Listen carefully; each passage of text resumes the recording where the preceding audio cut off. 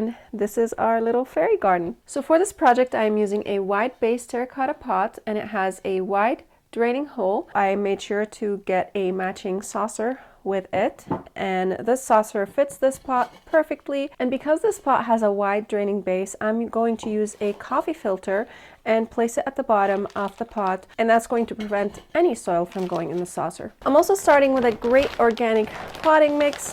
This is the Black Gold potting mix, and we are going to moisten it a little bit because right now it is super dry. And I have this handy dandy container over here. This actually used to be for my old fridge, so I'm just going to put some soil in here, and we are going to moisten it with some water. I probably put too much soil.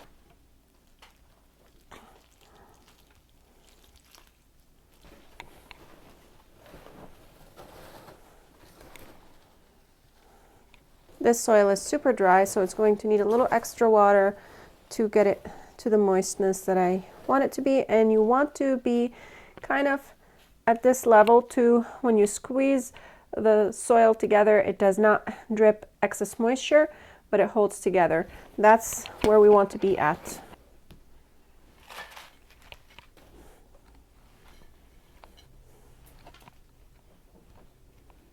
So now let's talk about the plants, but before we do that, if you are new here, my name is Chantel, and today we're going to be making a Christmas fairy garden. So let's go ahead and get this enchanted fairy garden started. First plant I have over here is a Japanese Asplenium nidus fern, or crispy wave. That's a complicated name. And the second plant is this white polka dot plant. I'm not sure if it has a specific name to it. Let's see. Just polka dot. Nothing else. But I thought this is perfect for a Christmas theme, especially because it has the white leaves on it, and it kind of gives you this feel that it does have snow on it. And the last plant that I have is this beautiful conifer over here. This is a pine. Not sure what kind of pine this is. The tag that does not say what kind of pine it is. All it says is pine deco. But I thought it would make the perfect Christmas tree for our little Christmas fairy garden. I also have some moss to simulate grass. I could have brought moss from outside, but it's super cold and I did not feel like going outside today because it's just really cold today. I have some vermiculite, and the reason why I have the vermiculite is to create this kind of snow feel. I did not have any white sand, but I had vermiculite on hand, and this is sort of a low budget Christmas fairy garden, so I'm trying to use whatever I have to create this fairy garden. A lot of the things that I have are from the dollar store and also from the thrift stores. First things first is we are going to place these plants into their positions so that we can get this fairy garden started. Another thing to note about these plants is they all have different water requirements, so I have to be super careful on how to water them. I'm going to be probably target watering them with this watering can that I have over here. I love this watering can because of this narrow spot that it has, and it allows me to spot water without moving too much of the soil, and I can be as gentle or as harsh as I want to be with the watering process. So we're going to start by placing this little Christmas tree over here in this corner, because that would make the perfect anchor for our little garden. I'm just going to kind of play around with the plants and see where to place what. And this polka dot plant is pretty root bound. You can see right here the roots are getting out of this spot, so I think it's going to be super happy by taking it out of this pot. Also, polka dot plants like to be in moist soil, so these two plants are going to be happy together, but I'm not sure if this evergreen is going to like it, so I probably won't keep this arrangement for too long. I probably will take it down right after Christmas and repot these plants so that they can be happy and get the treatment that they like. I need to look at it from this direction so that I can kind of see what I want to do. Oh, that looks so cute. I'm going to place these plants right next to the pine, and I do like the polka dot plant up against this pine. I think it makes great contrast together. I want to put it as close as I can to the pine. And this shallow and wide container is going to allow me a lot of play space with creating this fairy garden. I can manipulate the roots a little bit so that I can place the plant however in whatever angle I want them to. And this is actually 3 polka dot plants in here.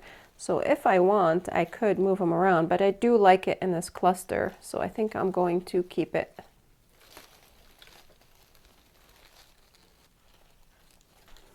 And if you see any tattered leaves, just take them off. And I know I say cute a lot.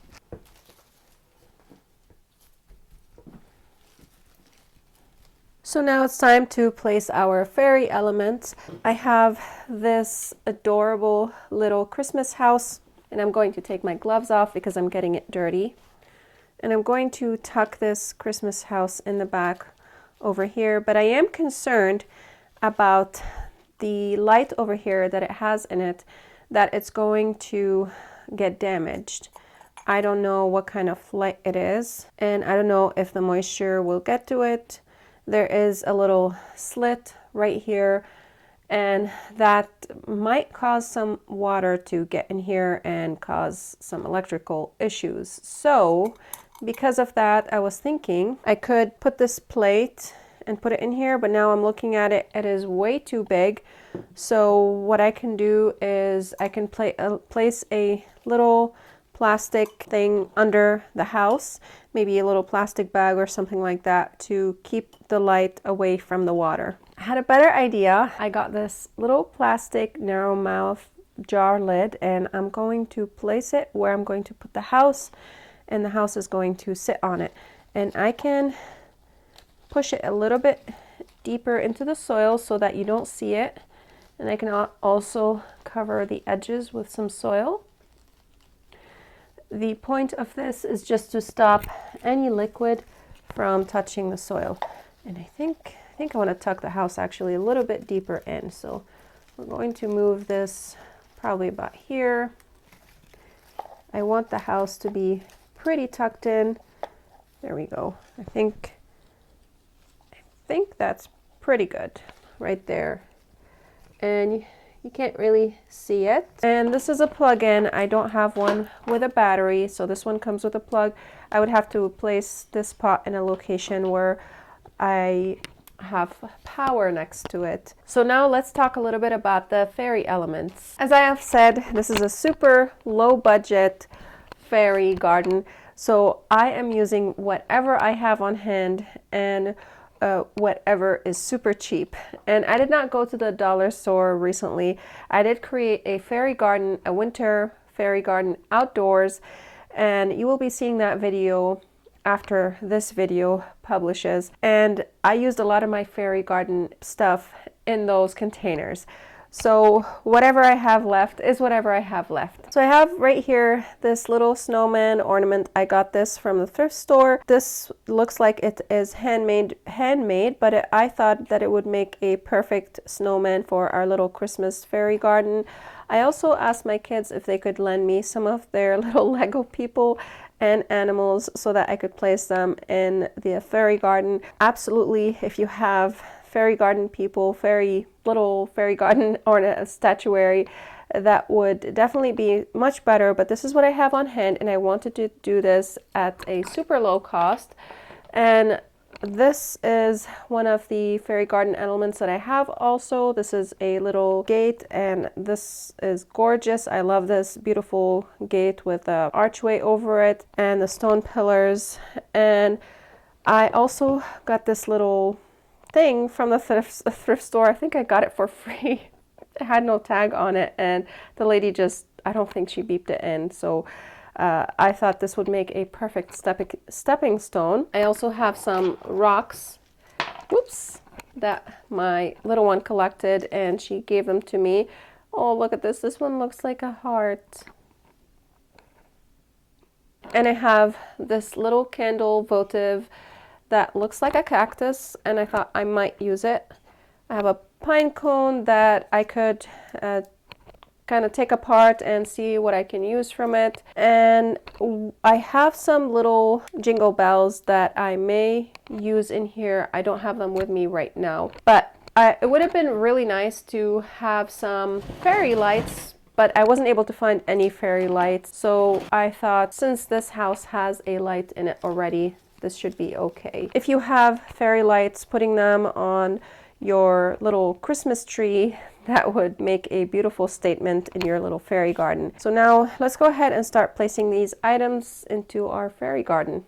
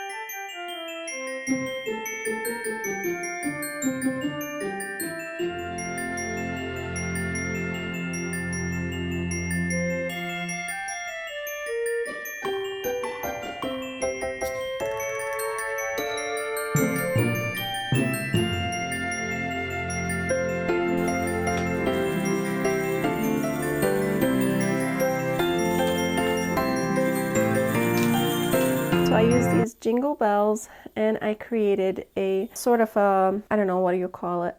A swag? I don't know what it's called, but I'm going to use this and put it around the tree because I don't have fairy lights. If you have fairy lights, that would be a wonderful thing to add to your Christmas garden, to your Christmas fairy garden. For the garland, that's what it's called, a garland. For the garland, I just used this twine over here.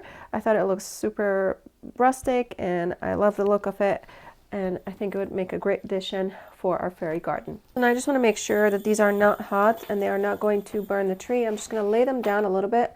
I got some hot glue over here and let them cool down before I put them on the tree. And I also created this little cute topping for the tree. It's just a little red ribbon that I hot glued, and I cut the edges to angle them, and I also tied it with some of the twine to add a little bit of character to it so that it's not just a blob, and the twine kind of cinched it and created this nice bow appearance. And these are just some touch-ups to add a little character to our fairy garden. So put it right here. I think they'll look cute over there. And I don't know, I kind of like it without, this, but you can do that and create this cute little garland if you want to. I could also put it on the outside, but I don't know, I just feel like it makes it cheesy.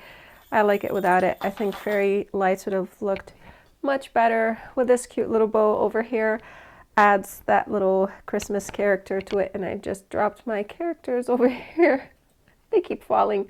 They're face planting all the time. And this is our little fairy garden. So now I want to talk a little bit about light requirement. This is the next day, and I placed a spot in a location where it's going to receive indirect sunlight. So it's going to receive light throughout the day, but the sun is not going to hit it. And that is very important for the fern and for the polka dot plant over here. This plant right here, this pine, it's going to need more light than that. And this is the reason why I can't keep this arrangement for a long time. So right after Christmas, I will be taking this apart so that this pine tree can live happily. These two can be together and they will be fine, I think, because they both require to be moist, and the fern might need a little more moisture than the polka dot plant, but I think they can live together for a while if I want them to. So when you are creating your fairy garden, think about the light requirements of the plants that you are choosing and how long you want to keep that arrangement. And you might want to do what I'm doing, just put it together just for a few weeks and then take it apart. Or if you want it to last for a lot longer, you want to choose plants that have the same light requirement.